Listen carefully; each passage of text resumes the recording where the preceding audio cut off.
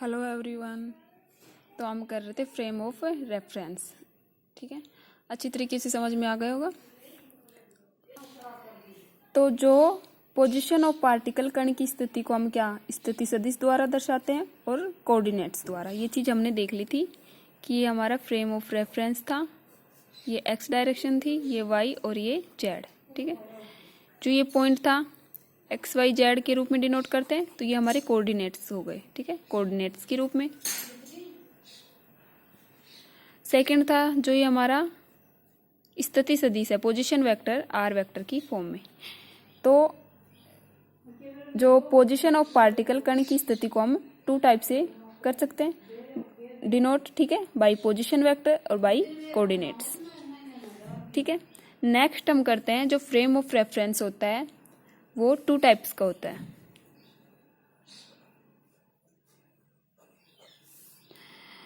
First हमारा inertial frame of reference,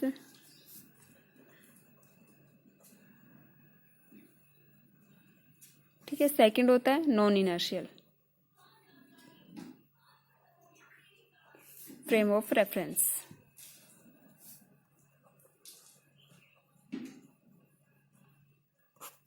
जड़त्वीय निर्देश तंत्र और अजड़त्वीय निर्देश तंत्र। ठीक है, इसको बोलते जड़त्वीय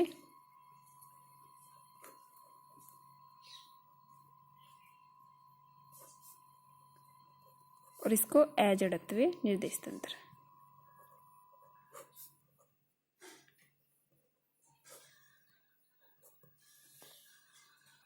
तो अब देखते हैं जो इनर्शियल फ्रेम ऑफ रेफरेंस क्या होता है और non inertial frame of reference क्या होता है। सबसे पहले देखते हैं इनर्शियल फ्रेम ऑफ रेफरेंस क्या होता है, यहीं से देख लो। इनर्शियल जो फ्रेम ऑफ रेफरेंस जड़त्वीय मतलब स्थिर, इसका मतलब क्या है, इसके नाम से पता चला जड़त्वीय मतलब बिल्कुल स्थिर है।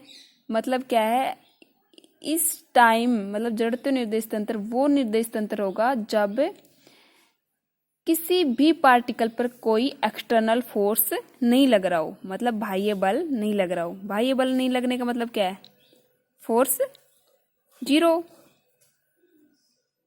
इस जो ये निर्देश फ्रेम होता है हमारा, जो inertially reference of frame of reference होता है, इसमें जो पार्टिकल की जो मोशन होती है वो उसमें जो त्वरण रहित होती है, एक्सीलरेशन नहीं होता उसमें।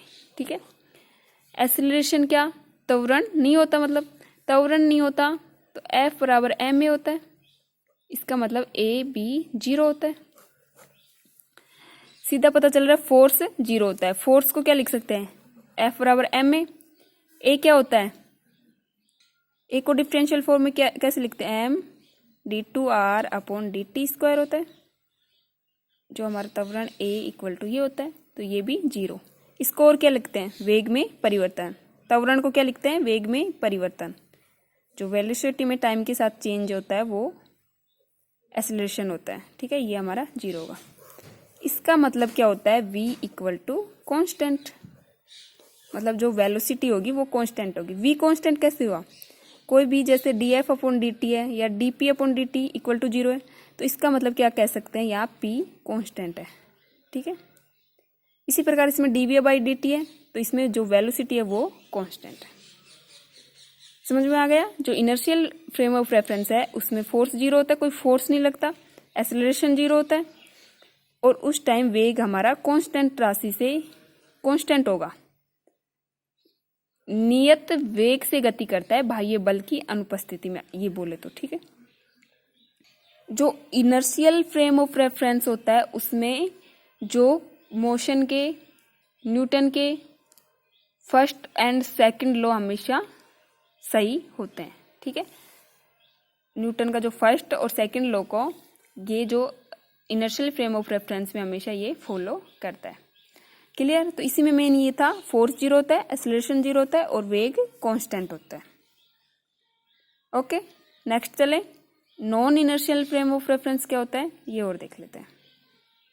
इसमें एक चीज देखना, जो एक्सटर्नल फोर्स था, बाह्य बल था, उसकी अनुपस्थिति में, मतलब वो नहीं लग रहा था, उसकी अनुपस्थिति में हमें जो पार्टिकल की मोशन है वो एक्सीलरेशन उसमें बिल्कुल नहीं दिखाई दे रहा था, त्वरण रहित दिखाई दे रही थी।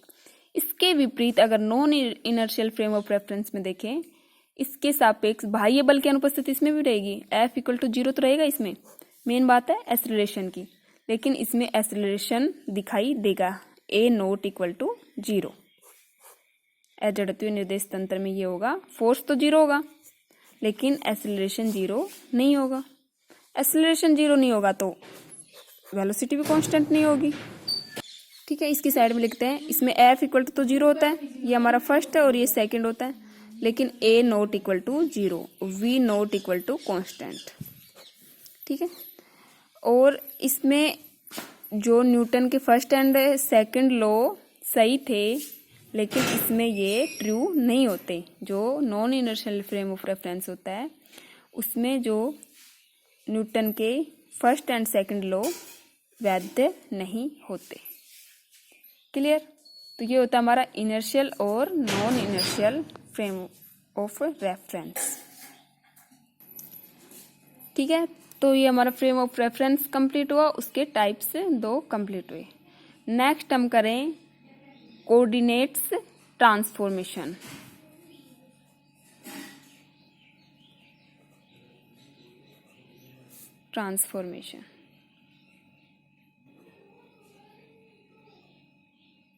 निर्देशांक रूपांतरण।